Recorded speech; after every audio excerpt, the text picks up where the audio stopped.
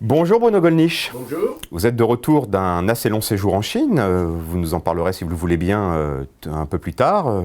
Pour l'instant, je désirais vous interroger sur des sujets d'actualité française, notamment sur celui du recul de François Hollande qui renonce finalement à la déchéance de nationalité, faute d'accord trouvé entre le Sénat et l'Assemblée.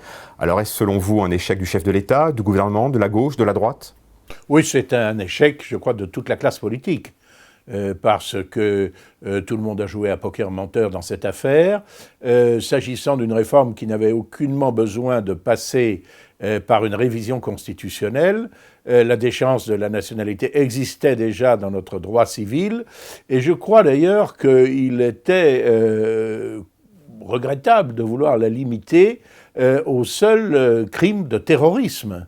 Parce que une fois que les intéressés qui sont, on le voit aujourd'hui, issus généralement de la délinquance, du trafic de drogue, du braquage, de différents méfaits qualifiés crimes et délits dans notre droit pénal, une fois qu'ils sont, comme l'on dit aujourd'hui, radicalisés, c'est-à-dire fanatisés, et qu'ils sont prêts à mourir pour le plaisir, si j'ose dire, de tuer des gens qui se considéraient comme leurs compatriotes, eh bien, il est évident que cette mesure n'a plus aucun effet dissuasif. Ce qu'il faut donc, c'est la déchéance de la nationalité par la voie législative et pour les doubles nationaux, seulement pour les doubles nationaux, c'est une évidence. Sinon, on crée des apatrides, ce qui est contraire à toutes les évolutions du droit international. Pour les doubles nationaux qui ont commis des crimes et des délits graves, point barre. C'est ce que demandait jusqu'à présent, et je pense qu'il le demande toujours d'ailleurs, le Front National. Et si l'on avait appliqué ces mesures, c'est-à-dire si après les braquages, les trafics de drogue, etc., on avait déchu de leur nationalité française ou de leur nationalité belge un certain nombre de personnes issues, comme l'on dit, de l'immigration, de la diversité, eh bien, s'ils avaient été ramenés à leur nationalité étrangère et expulsés, on n'aurait pas eu à déplorer les crimes que l'on a déplorés récemment. Je sais que Marion Maréchal, apparaît-il, fait scandale. Elle a même eu, je crois, la noix d'honneur du canard enchaîné pour avoir dit que si le Front National avait été au pouvoir, ces crimes n'auraient pas eu lieu. Eh bien, c'est parfaitement exact, parce que si le Front National avait été au pouvoir, les auteurs de ces méfaits, en tout cas, eussent été déchus de leur nationalité et expulsés du territoire français. Alors justement, Bruno Gollnisch, le ministre de la Ville, Patrick Kanner, quelques jours après les attentats de Bruxelles, a créé un certain émoi en affirmant, c'était dimanche dernier, qu'une centaine de quartiers en France présentaient des similitudes potentielles avec celui de Molenbeek, dont sont issus les responsables des attentats de Paris et de Bruxelles. Alors s'agit-il d'un jugement téméraire ou d'une franchise étonnante ? Non, je pense que c'est la deuxième version qui est la bonne. Je serais tenté de dire la vérité sort de la bouche des enfants, ou en tout cas la vérité sort de la bouche des jeunes ministres, voilà, qui sont portés à dire ce qui est la vérité.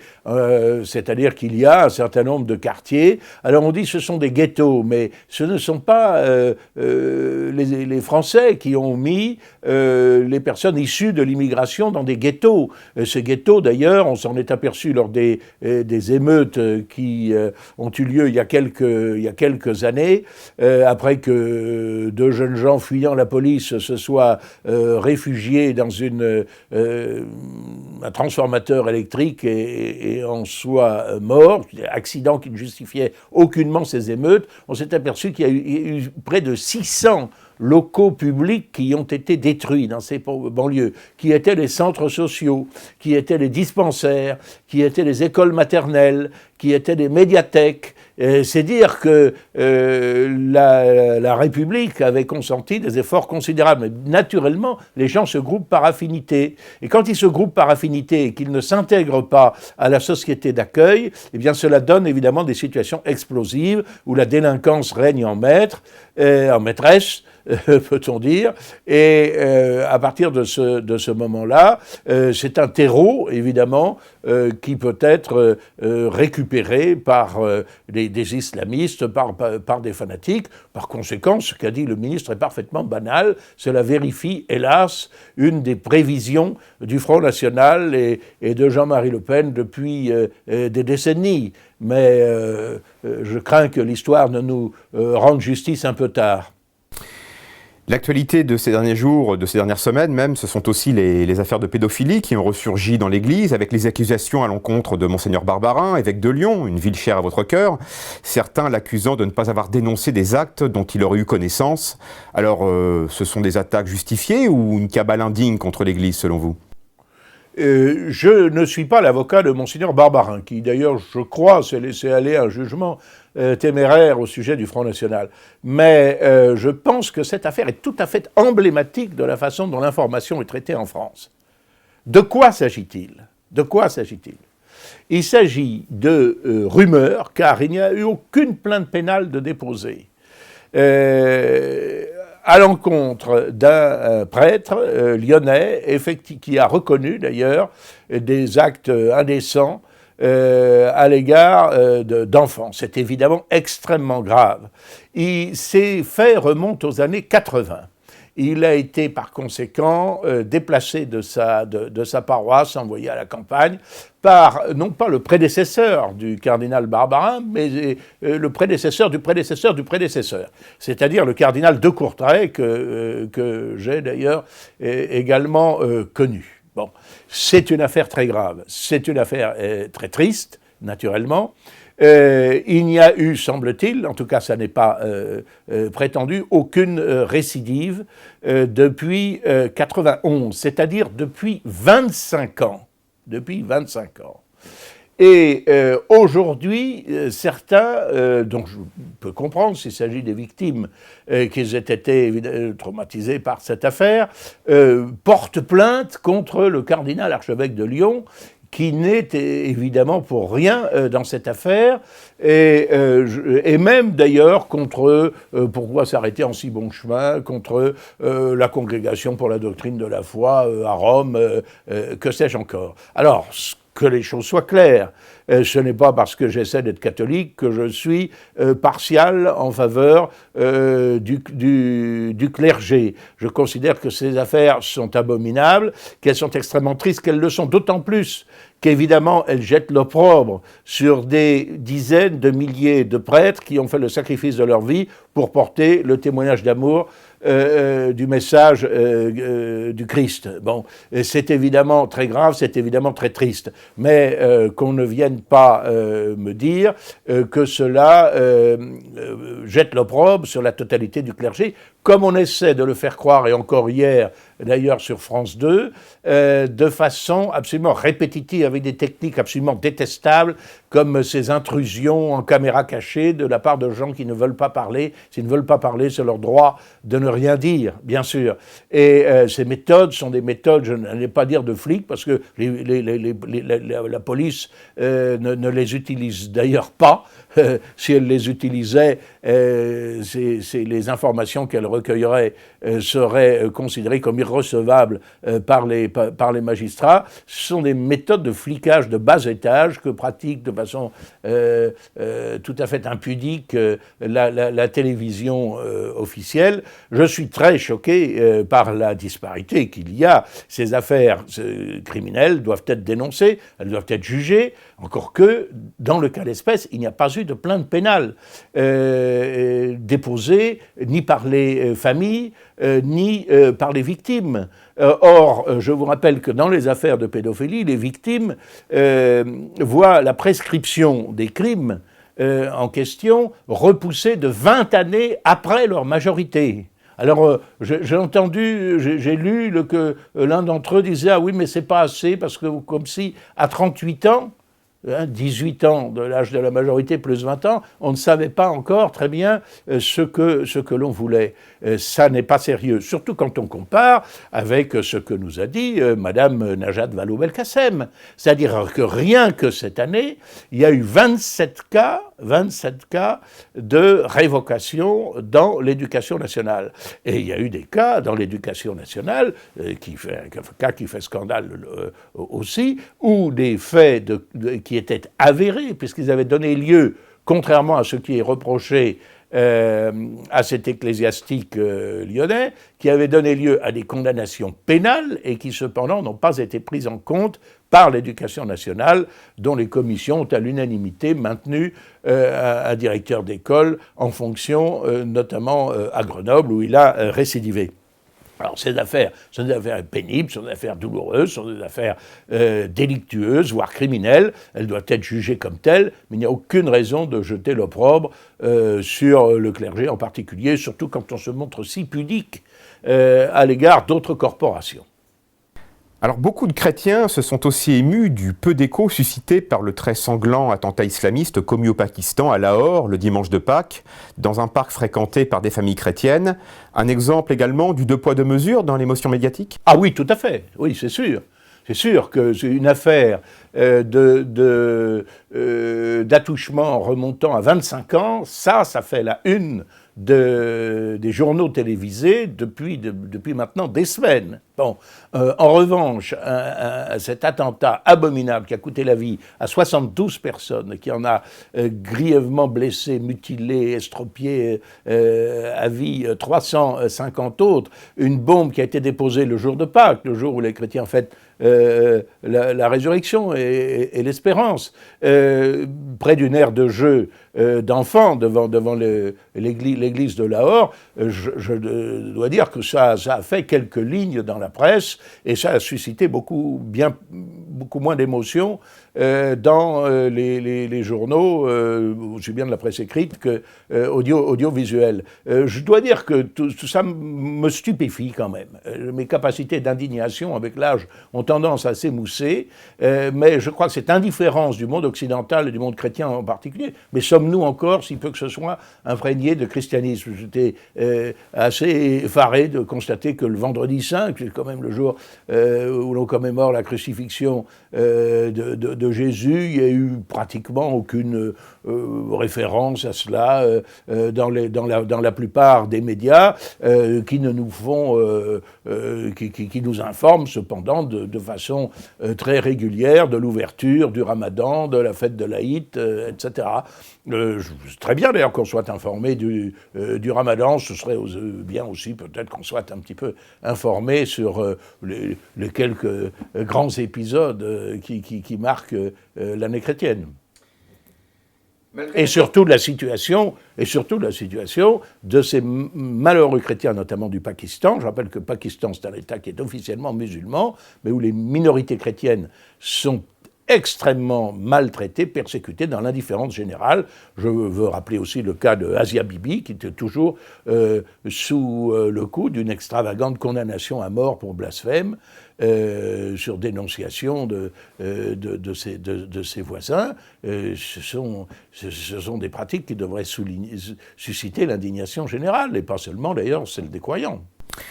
Alors, autre indignation pour certains, malgré l'accord conclu entre l'Union européenne et la Turquie, Ankara est critiquée pour la mollesse avec laquelle elle empêcherait le flot de migrants de continuer à gagner l'Europe. Y voyez-vous une politique délibérée de la Turquie ou la marque d'une impuissance devant le caractère massif de ce flot migratoire? Et puis, autre question également, Bruno Gollnisch, ne craignez-vous pas une libanisation de la Grèce, mais aussi une déstabilisation de la Turquie sur fond de terrorisme et de réactivation du terrorisme kurde notamment? Oui, je pense que le risque est grave de voir une déstabilisation de la Turquie. Je pense que l'Union européenne, disons les choses clairement, elle a essayé de se défausser en payant le prix fort quand même, sur la Turquie, du soin de faire ce qu'elle ne voulait pas faire.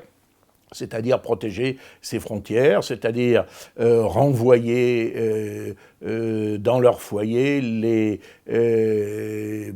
étrangers en situation irrégulière qui n'avaient rien à faire en Europe et qui ne pouvaient pas prétendre au statut de réfugiés politiques, et puis prendre des mesures sérieuses. La jungle de Calais est peuplée, par exemple, de jeunes Afghans qui n'attendent qu'une chose, c'est de gagner l'Angleterre, et on les laisse dans ces états de déshérence. Et bien moi, je demande, encore une fois, que la Légion étrangère enrôle ces jeunes Afghans, voilà, qu'on leur donne une solde, et que sous les peines Africaines qui frappent en temps de guerre les déserteurs, eh bien, on les renvoie dans leur pays d'origine pour défendre l'Afghanistan, plutôt que d'envoyer des jeunes Français aller se faire tuer en Afghanistan. Voilà que l'on montre la fermeté qui convient dans ce genre de situation. Mais nous savons très bien que l'État est incapable de renvoyer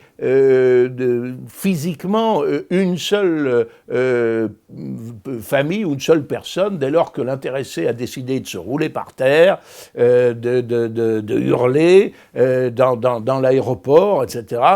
Tout le monde est absolument paralysé. Eh bien non, force doit rester à la loi, sinon nous finirons par être submergés, et c'est quand même assez bien parti pour ça, parce que les réfugiés économiques, malheureusement, il y en a quelques centaines de millions pour lesquels l'horizon de notre pays, même si sa prospérité a beaucoup décru ces dernières décennies, est encore un hypothétique paradis. Le problème est donc pour vous autant un problème européen et français que turc, donc, dans cette gestion des... Oui, bien sûr. Alors Bruno Gollnisch, pour conclure cet entretien, pouvez-vous nous dire quelques mots sur l'intéressant voyage que vous avez mené en Chine ces derniers jours? Bien, écoutez, j'ai été invité par une fondation officielle chinoise, qui est une fondation qui s'attache aux échanges politiques, culturels, même artistiques d'ailleurs, sur le thème de la paix le long de la route de la soie. Vaste sujet, j'étais déjà allé au Kazakhstan dans ce cadre, dans la fantastique nouvelle capitale, qui est surgie, que ce pays a fait surgir de terre. Et là, c'était en Chine proprement dite.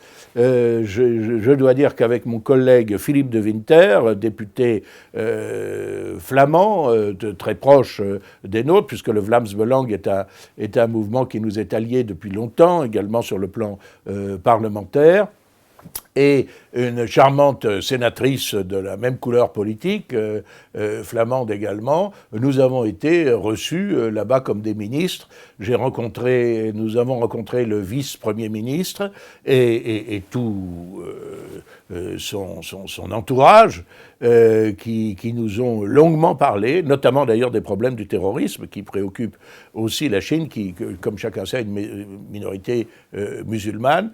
Nous avons rencontré l'ancien ministre des Affaires étrangères qui est chargé de ces questions de sécurité. J'étais l'hôte des Chinois, je n'étais pas leur otage. J'ai plaidé notamment pour davantage de mansuétude à l'égard des catholiques qui restent fidèles à Rome. J'ai constaté par moi-même que la liberté de culte avait été quand même rétablie, que même pour les bouddhistes, un certain nombre de temples qui avaient été détruits dans cette période sauvage qu'a été l'affreuse révolution dite culturelle, qui a été une révolution anticulturelle, et que les Chinois appellent maintenant les années de trouble, eh bien, j'ai constaté que un certain nombre de monuments avaient été reconstruits à l'identique. Ça m'a fait penser un peu à la situation d'ailleurs de la Russie. Je n'irai pas jusqu'à prétendre que la Chine est aujourd'hui une démocratie parlementaire. Elle est tenue par un parti qui se dit toujours parti communiste, mais qui a au moins rétabli les libertés économiques. Et il en est résulté un prodigieux développement. La dernière fois que j'étais allé en Chine, c'était en accompagnant le regretté professeur Gérard Emmanuel Weil, l'ancien rabbin de Saverne et érudit, directeur du département d'hébreu, dans la faculté dont j'étais à l'époque le doyen. Et nous avions une coopération avec l'université de Wuhan, au cœur de la Chine, sur les écritures non latines, qu'à l'époque les micro-ordinateurs ne savaient pas saisir. Aujourd'hui, le problème a été techniquement résolu avec un petit micro-ordinateur qu'on achète n'importe où. On peut écrire en chinois, en sanskrit, en japonais, en coréen, en arabe, bien sûr, en hébreu, dans n'importe quelle écriture du monde. Mais à l'époque, ce n'était pas le cas. Quand j'étais allé à Wuhan, les gens vivaient, même les professeurs d'université, au minimum du seuil de subsistance. Ils avaient en tout et pour tout une unique tunique Mao de mauvaise qualité, ou deux ou trois dans le meilleur des cas, et ils circulaient à bicyclette. Bon, aujourd'hui, ils ne circulent plus à bicyclette. Ils circulent tous en Porsche Cayenne, en Buick, en Chevrolet, en Kia, bien sûr, en voiture coréenne, en Toyota. Je dois dire, j'ai vu des dizaines de milliers de voitures étrangères à Pékin. Malheureusement, je n'ai vu que 2 Peugeot. Et pas de Renault, 2 Peugeot et une Citroën, mais en exposition à l'aéroport. Alors, je sais que aussi bien M. Gosn que M. Tavares se targuent d'avoir obtenu des résultats fantastiques pour percer le marché chinois. J'aime autant leur dire amicalement, ils n'ont pas besoin de moi pour le savoir, mais que manifestement la France a si j'ose dire, une voiture de retard par rapport notamment à nos concurrents allemands et japonais. Mais j'ai vu également, évidemment, cette grande civilisation chinoise, les aspects, les monuments anciens, la cité interdite, c'est-à-dire la cité impériale de Pékin que je connaissais déjà et qui est visitée aujourd'hui, elle n'est plus interdite du tout, c'est visitée par 80 000 visiteurs par jour. Bon, la Grande Muraille, qui est quelque chose quand même d'extraordinaire, parce que ce n'est pas simplement une muraille, c'est un véritable château fort, mais qui s'étend sur des milliers de kilomètres, et qui nous montre d'ailleurs que ça a été la préoccupation de toutes les civilisations que de se protéger quand même contre les envahisseurs, contre les barbares, contre les nomades. Bon, il faut le savoir, c'est pas simplement un abominable racisme né en Europe occidentale, voilà. Bon, et ça m'a rempli de courage, et même, comme aurait dit Ségolène Royal, de bravitude. Voilà. Bon. Et puis, également, Shanghai. Shanghai était une ville dont le développement est extraordinaire, qui est la capitale commerciale et économique de la Chine. Notamment, par exemple, je suis monté dans le dernier immeuble inauguré, qui est une tour de 600 mètres de haut, deux fois la tour Eiffel, et qui est à l'image de cette ville absolument surréaliste. Je préfère habiter en France, où l'habitat me paraît plus humain. Mais enfin, il y a un développement extraordinaire dans ce pays que nous ne pouvons pas négliger. Ce sera le mot de la fin. Merci Bruno Gollnisch.